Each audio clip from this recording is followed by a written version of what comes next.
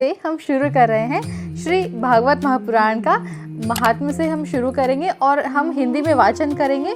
तो कि मतलब संस्कृत मुझे पूरी उतनी आती नहीं है, जितनी आती है मैं उतनी ज़रूर बताने का प्रयास करूंगी। और मैं अपने इस छोटे से बालक को चाहती हूँ कि रामायण और भागवत जी का ज्ञान जो मैं उसे दे सकती हूँ वो मैं उसे दूँ।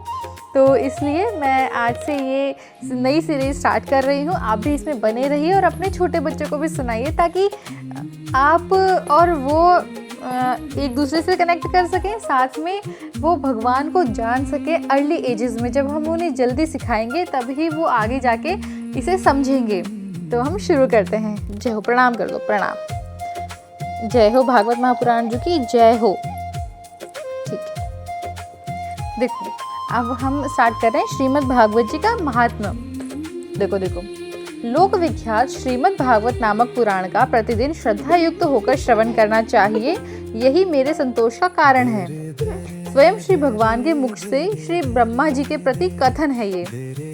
जो मनुष्य प्रतिदिन भागवत महापुराण का पाठ करता है उसे एक एक अक्षर के उच्चारण के साथ कपिला गोदान का उसे एक एक अक्षर के उच्चारण के साथ कपिला गोदान देने का पुण्य मिलता है। जो प्रतिदिन भागवत के आधे श्लोक या चौथाई श्लोक का पाठ अथवा श्रवण करता है उसे 1000 गोदान का फल मिलता है।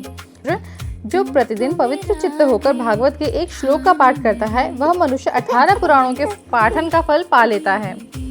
जहाँ मेरी नित्य कथा होती है वहाँ विष्णु पार्षद प्रहलाद आदि विद्यमान रहते हैं। जो मनुष्य सदा मेरे भागवत शास्त्र की पूजा करते हैं वे कली के अधिकार से अलग हैं, उन पर कली का वश नहीं चलता। जो मानव अपने घर में वैष्णव शास्त्रों की पूजा करते हैं वे सब पापों से मुक्त होकर देवताओं द्वारा वंदित होते हैं। जो लोग कलयुग में अपने घर के भीतर प्रतिदिन भागवत शास्त्र की पूजा करते हैं वे कली से निडर होकर ताल ठोकते हैं, उछलते और कूदते हैं। मैं उन पर बहुत प्रसन्न रहता हूँ। मनुष्य जितने दिनों तक अपने घर में भागवत शास्त्र रखता है उतने समय तक उनके पितर दूध, घी, मधु और मीठा जल पीते हैं। जो लोग विष्णु भक्त पुरुष को भक्ति पूर्वक भागवत शास्त्र समर्पण करते हैं वे हजारों करोड़ कल्पों तक मेरे वैकुंठ धाम में वास करते हैं।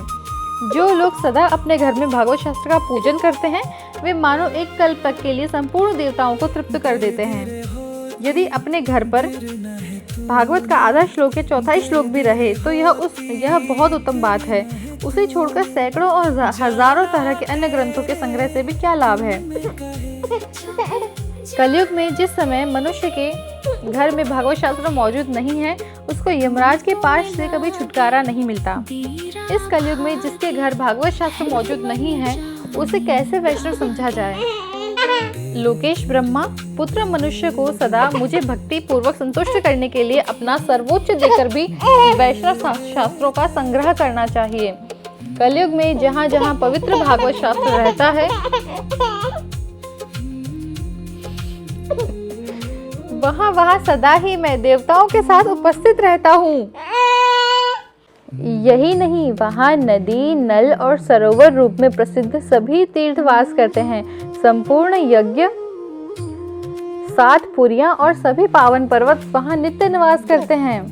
लोकेश यश, धर्म और विजय के लिए तथा पाप क्षय एवं मोक्ष प्राप्ति के लिए धर्मात्मा मनुष्य को सदा ही मेरे भागवत शास्त्र का श्रवण करना चाहिए।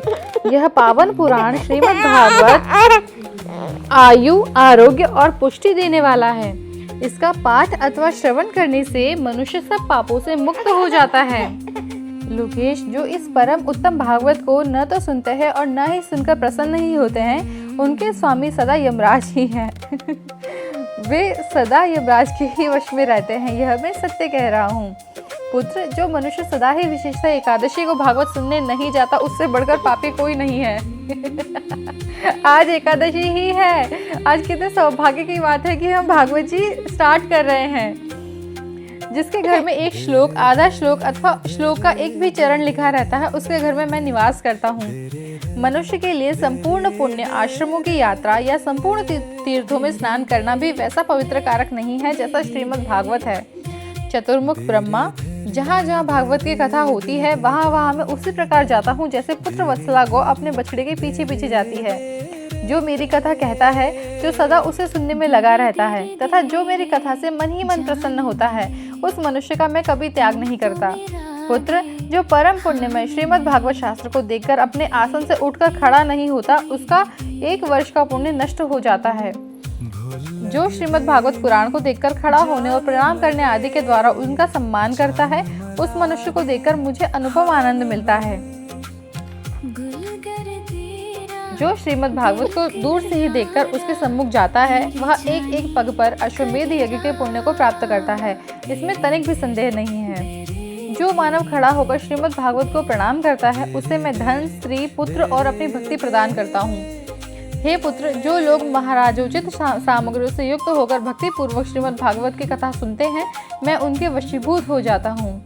सुव्रत, जो लोग मेरे पर्वों से संबंध रखने वाले सभी उत्सवों से मेरी प्रसन्नता के लिए वस्त्र, आभूषण, पुष्प, धूप और दीप आदि उपहार अर्पण करते हुए परम उत्तम श्रीमद् भागवत का भक्ति पूर्वक श्रवण करते हैं, वे मुझे उसी प्रकार अपने वश में कर लेते हैं जैसे पतिव्रता स्त्री अपने साधु स्वभाव वाले पति को वश में कर लेती है। तो आज की हम कथा यही संपूर्ण करते हैं। ये था श्रीमद् भागवत जी का महात्म्य, और उसके बाद श्री सुखदेव जी को नमस्कार किया जाएगा, क्योंकि सुखदेव जी ने पहली बार भागवत सुनाई थी। तो उसके जैसे जैसे क्रम आगे बढ़ता रहेगा, वैसे वैसे हम भागवत जी पढ़ते रहेंगे। आज के लिए जय जय श्री राधे। श्रीमद् भागवत पुराण की जय हो। हमारे ठाकुर ठाकुरानी श्री राधा गोविंद देव जी भगवान की जय हो। जय जय श्री राधे। श्री राधे करो। जय जय श्री राधे। जय जय श्री राधे। श्रीमद् भागवत महापुराण की जय। श्रीमद् भागवत महापुराण की जय। श्रीमद् भागवत महापुराण की जय। जय जय श्री राधे।